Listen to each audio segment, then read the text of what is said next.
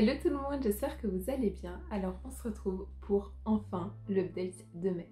Je vous retrouve avec un petit thé glacé. Alors là le thé que je me suis fait c'est de la marque Mariage Frères et c'est le thé Véranda, infusé toute la nuit à froid, pas besoin de rajouter quelque chose, il est délicieux. Donc c'est parti pour l'update de mai. Alors ma première lecture a été 4 lettres d'amour. Alors moi je ne lis pas du tout de romance. C'est un genre, c'est un peu problématique avec moi puisque j'ai l'impression que ça ne marche pas sur moi. Alors je lis des livres où il y a des histoires d'amour, etc. Ça ne me dérange pas, mais quand c'est le sujet principal, j'ai tendance à m'ennuyer. Alors j'essaye quand même parce que je me dis que peut-être que j'ai pas lu les bonnes romances et peut-être que je vais tomber sur une qui va me faire changer d'avis sur ce genre-là. Et donc celui-là, je l'ai lu parce que déjà c'est prix du meilleur roman, sélection prix meilleur roman point, des lecteurs de points, pardon. Et ensuite il se passe en Irlande et j'aime beaucoup ce pays. Donc j'ai réuni quelques éléments pour apprécier ma lecture. Donc là en fait on va suivre deux personnages.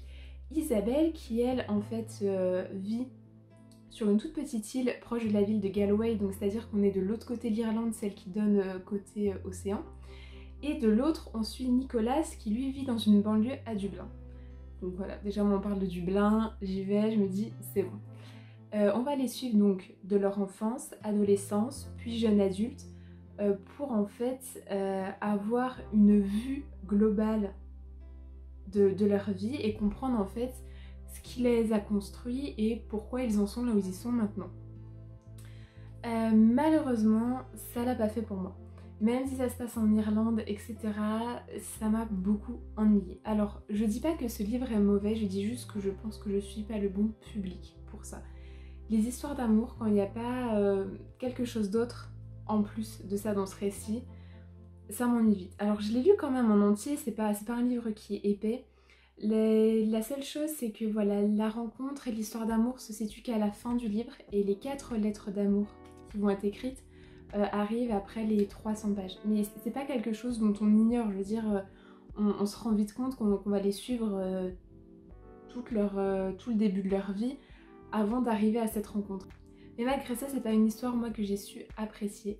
Alors après, c'était vraiment intéressant de les suivre tout au long de cette vie. Moi, c'est quelque chose que j'adore. On fait suivre des personnages sur des années, voir leur évolution, comprendre en fait après pourquoi ils sont comme ça dans leur vie d'adulte. C'est vraiment quelque chose que j'aime beaucoup.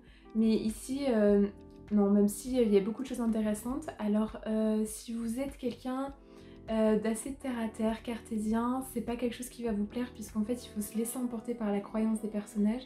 Je parle pas d'une croyance religieuse mais plutôt à certaines choses. Il y a des personnages qui sont plus sur le destin, d'autres sur une voie qui leur a dit d'aller plutôt vers ce chemin-là, donc c'est plutôt ça. Et c'est pour ça qu'on parle beaucoup de mysticisme dans ce livre, donc il faut se laisser porter par ça puisque c'est quand même assez présent. C'est pas une lecture que je vais retenir, c'est pas un livre malheureusement que je vais garder, mais encore une fois je pense que je suis juste pas le public. Et si vraiment ça vous intéresse, une histoire où on suit des personnages toute leur vie qui se passe en Irlande, deux personnes qui sont dans des villes vraiment différentes, comment elles vont se retrouver et pourquoi leur personnalité va accrocher alors qu'ils vivent tous les deux une vie totalement autre, du coup lisez-le, peut-être qu'il va vous intéresser. C'est juste que moi ça l'a pas fait, c'est comme ça. J'ai vu beaucoup de fantasy passer puisqu'en fait c'était le mois de la fantasy, donc c'est un mois qui a été lancé par une autre booktubeuse. Je vous laisserai en fait son profil en barre d'infos si vous voulez aller regarder qu'est-ce que le mois de la fantasy. Bon, maintenant il est terminé puisque c'était surtout le mois de mai, mais si ça vous intéresse un peu par rapport à ce petit challenge, je vous laisserai toutes les infos. Et j'avais pas prévu de lire de la fantasy, alors j'ai des livres à lire en fantasy, hein, c'est pas ça qui manquait. Mais c'était pas prévu. Et en fait, à force de voir de la fantasy passer sur Instagram, sur YouTube avec les piles à lire, etc., j'ai eu très envie d'en lire. Et donc j'ai hésité entre soit le premier tome du Seigneur des Anneaux, donc la communauté de l'anneau, puisque j'avais déjà lu le Hobbit, donc je savais que j'aimais bien cet auteur, ou alors le premier tome de Game of Thrones. Pareil, j'avais lu un autre livre de cet auteur-là, mais c'était je crois L'œuf et le dragon, donc ça se passait bien avant. Donc j'ai longuement hésité pour finalement partir sur Game of Thrones, et donc là j'ai lu le premier tome qui est Le Trône de Fer. Alors là j'ai une version intégrale, donc en fait vous avez les 2 premiers tomes dedans, hop voilà, donc là, hop, Là commence le deuxième tome, donc voilà, c'est à peu près cette taille-là. Et j'ai juste adoré ma lecture. C'était pas une surprise puisque j'ai regardé toute la série, j'adore la série. Je m'étais juste pas encore lancée dans cette lecture et je regrette pas. Alors j'arrive 20 ans plus tard, hein, ce livre est sorti en 1998 et je suis là en mode mais lisez ce livre. Merci, on t'a pas attendu pour ça. mais je suis très contente de m'être lancée dedans. Si j'ai pas enchaîné avec le tome 2, c'est justement parce que je connais la série et je sais ce qui m'attend dans le tome 2. Mais sinon, j'aurais vraiment enchaîné puisque c'est vraiment écrit d'une manière où vous avez envie de continuer à lire. Pour ceux qui connaissent absolument pas du tout, déjà c'est très bizarre, non je plaisante, mais c'est voilà, donc on est sur la fantasy, donc un monde qui n'existe pas, et on est sur une période qui est médiévale. Donc voilà, il y a des châteaux, des chevaliers, des familles illustres, et puis le bas peuple avec les paysans, où finalement on s'intéresserait pas à ces gens-là. Et en fait, ça va être toute une question de stratégie, de bataille, d'alliance, en fait, d'action menée par des personnages pour essayer de réaliser leurs projets. Et c'est tout le temps de la stratégie qui est mise en place, qui avance un pion, qui en fait pensait maintenir la partie et finalement non, pas du tout. C'est ça que j'aime beaucoup et que j'ai retrouvé dans ce livre-là, et ce qui devait arriver arriva. Du coup, je me retrouve à me dire pourquoi ils ont fait ces choix-là dans l'adaptation, et du coup, à regarder un peu d'un œil mauvais l'adaptation, donc c'est dommage. Mais vraiment, si vous avez aimé la série, que ça vous fait pas peur de vous lancer dans des sagas comme ça, allez-y, mais sans aucune hésitation, c'est vraiment génial quoi. Et moi j'étais déjà au courant, mais si jamais vous le saviez pas, chaque chapitre en fait a le nom d'un des personnages et vous suivez en fait l'avancée de l'histoire du point de vue de ce personnage là. Donc je trouve ça super intéressant. Bon, des fois il y a des chapitres, on est là, oh non, pas lui ou pas elle. Mais vous pouvez pas sauter le chapitre puisque il va vous manquer un moment de l'histoire, puisqu'en fait finalement l'histoire avance des fois à différents lieux, mais il y a un moment, il y a des... ça se rejoint, donc c'est important, et je pense que je vais continuer, alors petit bout par petit bout, histoire de pas tout dévorer d'un coup, mais très très bonne lecture. Ensuite, celui-là je vous l'avais présenté dans mon dernier book haul, donc c'est Blue, qui est donc moi ce que j'appelle un roman graphique.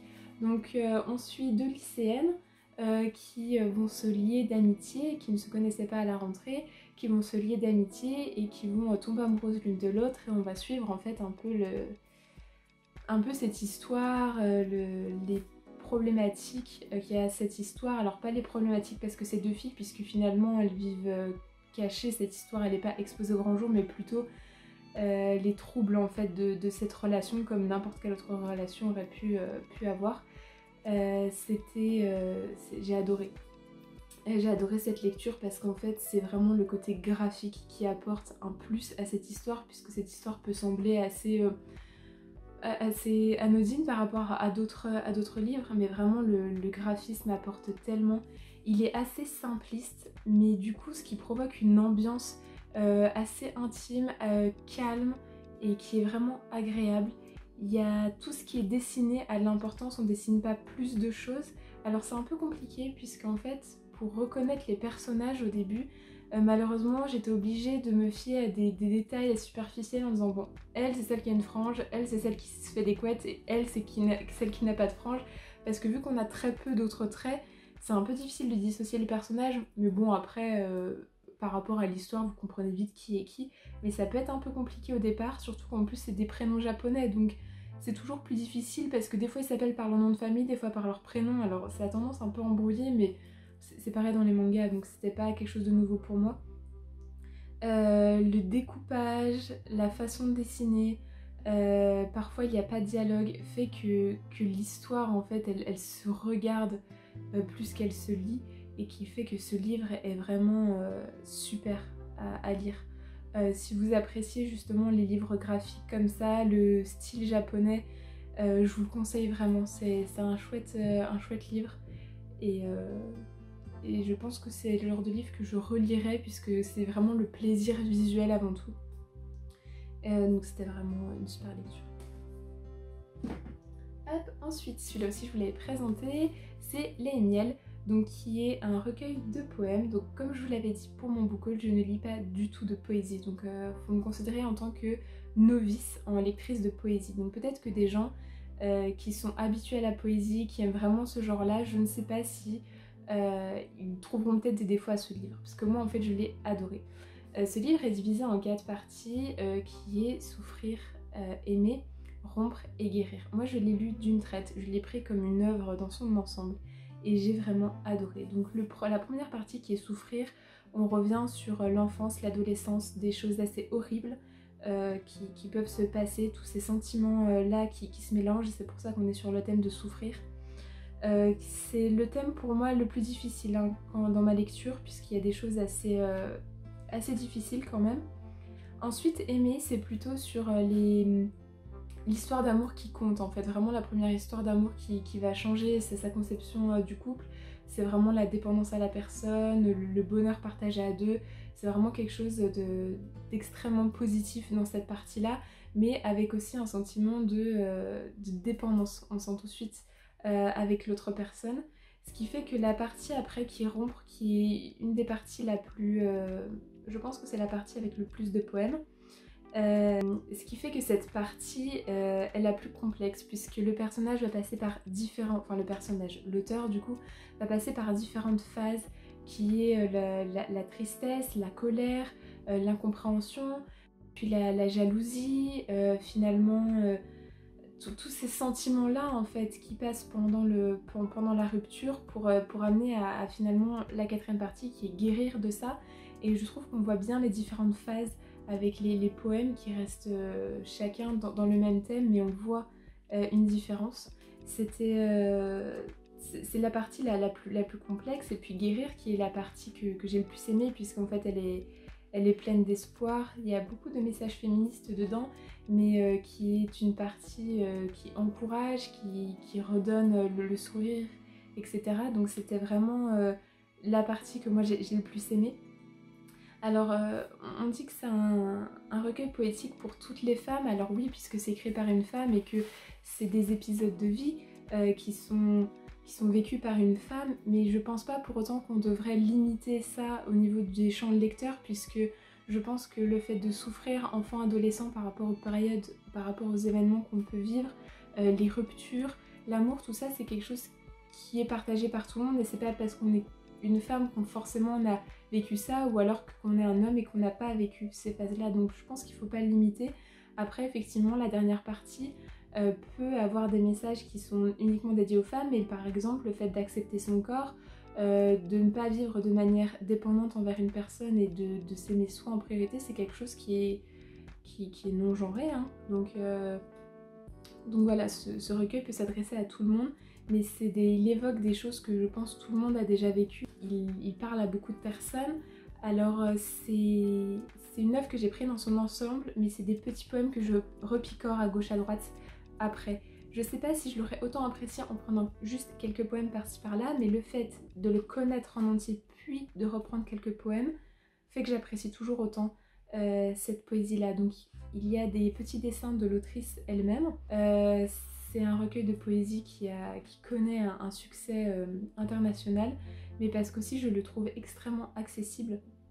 Donc même si vous n'êtes pas adepte de la poésie, je vous conseille de le feuilleter avant de l'acheter si vous n'êtes pas sûr, et vous verrez que peut-être qu'il vous parlera finalement et qu'il n'y a pas de quoi avoir peur avec ce recueil de poésie. Moi je peux que le recommander à lire ou à offrir, je l'ai trouvé juste génial en fait. Donc voilà, Les Miel, une très très bonne découverte. Je parle trop hein. Ensuite, j'ai lu Ciao Bella. Alors là, pour l'histoire, on suit Anna qui est quelqu'un qui est extrêmement angoissée. Elle est angoissée pour tout dans la vie. Le problème là, c'est qu'on est lors de sa 2e grossesse, et du coup c'est source d'angoisse, surtout que son premier enfant est né prématurément. Donc c'est toujours plus difficile la 2e fois, puisqu'elle est extrêmement suivie, elle a été arrêtée son travail dès le départ. Et donc on va la suivre lors de sa première séance chez une psychologue. Et c'est en 2010. En fait, tous les chapitres, vous allez suivre en fait le début de la conversation qu'elle a avec sa psychologue. Alors, c'est quelques lignes de conversation, puis après vous avez des paragraphes où vous suivez sa vie. C'est pas la séance d'une dépressive chez le psy, ce livre, hein, pas du tout. Ce que j'ai adoré, c'est que vous suivez Anna de 2010 à 2018. et donc vous la suivez à chaque fois avec ses petites séances chez sa psychologue, puis vous avez tous les événements de sa vie pendant 8 ans. Et ce que j'ai aimé avec ce livre-là, c'est qu'en fait on parle de choses extrêmement variées. On va parler donc du coup de sa grossesse au début, de l'éducation de ses 2 enfants, de sa vie de femme qui doit s'occuper de ses enfants, de sa maison, de son travail qu'elle n'aime pas du tout, son mari, la relation qu'elle a avec son mari après autant d'années, après avoir eu des enfants. Il y a également la notion de racisme puisqu'il est marocain, donc le racisme qu'ils peuvent avoir au quotidien, qu'ils peuvent subir au quotidien. Son déracinement, puisqu'en fait c'est un personnage qui est né en Italie et sa mère, après s'être séparée de son père, va emmener ses enfants du coup en France, donc son déracinement de l'Italie et le début de son enfance en France.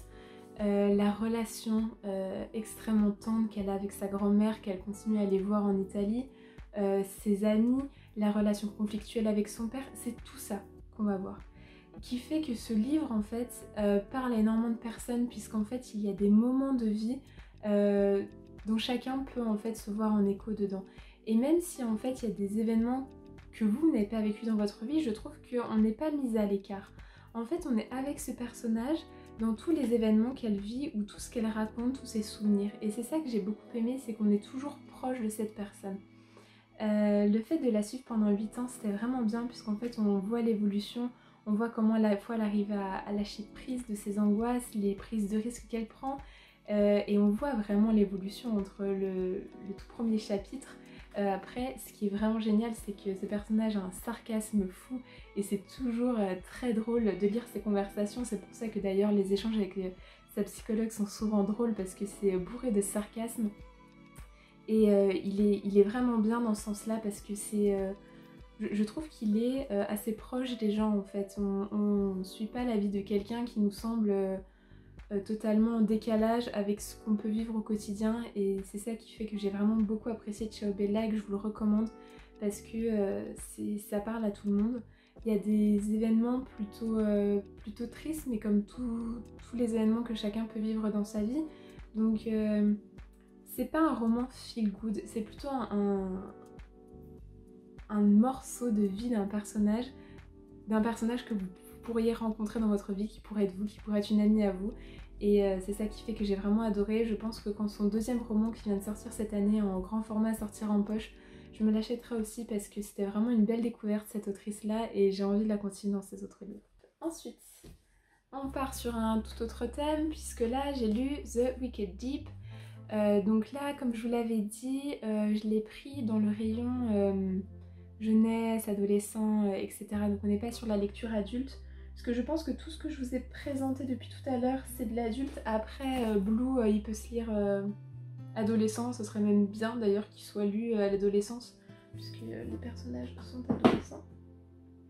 Alors ici, en fait, donc on est sur la ville de Sparrow, qui est une ville portuaire.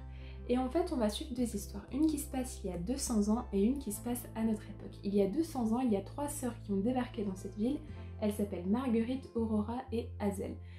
Elles sont sœurs, elles débarquent dans cette ville, elles sont célibataires et vont commencer un petit commerce où elles vendent du parfum, et vont essayer de s'intégrer dans cette ville-là. Elles sont très belles, et beaucoup d'hommes vont succomber à leur charme. On va donc les accuser de sorcellerie, puisque, bien entendu, quand un homme quitte sa femme un soir pour aller voir une autre, ou alors est intéressé par une autre femme, c'est bien évidemment que cette femme-là est une sorcière. Ils sont sous l'effet d'un sort, ce n'est absolument pas eux qui décident de leur comportement, je veux dire, c'est connu, bien entendu, hein. Et donc, du coup, elles vont être accusées par tout le village de sorcellerie, de charmer en fait les hommes. Elles vont être jugées à la va-vite, on va décider qu'elles doivent mourir, on va leur attacher des pierres aux pieds et les noyer dans l'eau. On pense que du coup on a résolu l'affaire, sauf que malheureusement depuis cette date-là, donc il y a 2 siècles par rapport à notre époque, il y a une malédiction sur cette ville-là, puisque du 1er juin jusqu'au solstice d'été, il y a des noyades, il y a des hommes qui sont retrouvés noyés. Et donc en fait on pense que ces 3 sœurs reviennent hanter cette ville en prenant possession le corps deux jeunes filles du village en charmant des hommes du village et en les noyant ensuite, en les amenant en fait dans l'eau et en les noyant. Je ne sais pas comment inverser cette malédiction et donc cette ville vit avec ça depuis 200 ans. Donc on est ensuite à notre époque. La ville attire du coup beaucoup de touristes puisqu'on veut voir qui sera le prochain noyé. Très sympa. Et donc on va suivre à cette époque-là Penny qui est une lycéenne, je crois qu'elle a 17 ans à ce moment-là. Et on va la suivre en fait pendant cette période maudite de cette ville. Alors concernant l'histoire, il y a 200 ans avec les trois sœurs, avec la sorcellerie, etc. C'est une histoire que j'ai beaucoup aimée. En revanche, l'histoire qui se passe à notre jour avec Penny, j'ai trouvé ça bourré de clichés et cucu. Il y a énormément de scènes cucu, c'était vraiment lourd. Je suis vraiment en demi-teinte par rapport à cette lecture parce que vraiment je le prends à moitié. Alors c'est pas à moitié en fait, vous avez des chapitres où c'est à notre époque et des chapitres où vous avez l'histoire au fur et à mesure d'il y a 200 ans. Mais vraiment si je garde que ce qu'il y a 200 ans, je pense que c'est une lecture que j'aurais appréciée. Il y a beaucoup de choses malheureusement avec le reste qui fait que j'ai pas aimé. Voilà, on est encore sur une fille qui n'a pas d'amis, enfin elle a une seule amie, qui parle pas trop, les gens de sa classe ne savent même pas comment elle s'appelle, qui est toujours à l'écart, qui va pas aux soirées. Et puis il y a un étranger qui arrive, personne ne sait d'où il vient, comment il s'appelle, il a le même âge, il est très beau et puis il n'a Dieu que pour elle et tout. Mon Dieu, mais ce schéma-là, ça fait combien de fois qu'on le voit? Pourquoi autant de clichés? Tous les lycéens sont clichés. Vous avez la fille populaire qui est toujours à la limite du vulgaire. Vous avez Penny qui est toujours la fille mise à l'écart, que personne ne remarque, mais bizarrement un bel étranger va arriver et il va remarquer qu'elle. Enfin, pourquoi mettre autant les adolescents dans des cases comme ça? Je trouve ça vraiment bête. Et du coup, ça m'énerve un peu dans des livres comme ça, puisque moi je suis pas à la cible en fait. Et c'est peut-être pour ça qu'aujourd'hui je vois ce qui me dérange. Mais du coup, je me dis, les adolescents peut-être qui sont la cible vont peut-être pas voir ce qui ne va pas et alors qu'il faudrait pas puisqu'on met pas les gens dans des cases comme ça. Et alors après les histoires d'amour qu'on pourrait trouver là-dedans elles sont cucu quoi, vraiment. Alors peut-être voilà, peut-être qu'aujourd'hui je n'ai plus l'âge pour ça, pour lire ce genre de livre là, peut-être que du coup je suis passée à côté parce que je suis pas la cible. Mais malgré tout, on n'est pas obligé de faire des choses clichés comme ça pour attirer la cible. Surtout que l'histoire de base était vraiment sympa. Alors par contre, l'élément révélateur, on va dire, de ce livre-là, je l'ai senti venir, quoi. Enfin vraiment, c'était pas du tout une révélation. J'étais là... Oui, enfin je m'en doutais, quoi. Et franchement, ça m'énerve parce qu'en fait, le livre est très beau. L'histoire de base est belle, mais en fait, juste pour ça, je pense que je vais peut-être pas le garder. J'hésite encore parce que j'ai pas envie de cautionner un truc où c'est bourré de clichés d'adolescents comme ça. Et après, le côté que l'histoire d'amour elle soit cucu, bon, c'est peut-être juste moi. Hein. Mais le fait de mettre des adolescents dans des cases, enfin vraiment tous les autres adolescents hommes, on les a tous fait passer pour des bébêtes. Enfin, je veux dire, à part un, ils sont tous stupides. Alors, ok, déjà, c'est sympa l'image. Voilà, je comprends pas. Mais bon, c'est comme ça, donc petite déception pour celui-ci.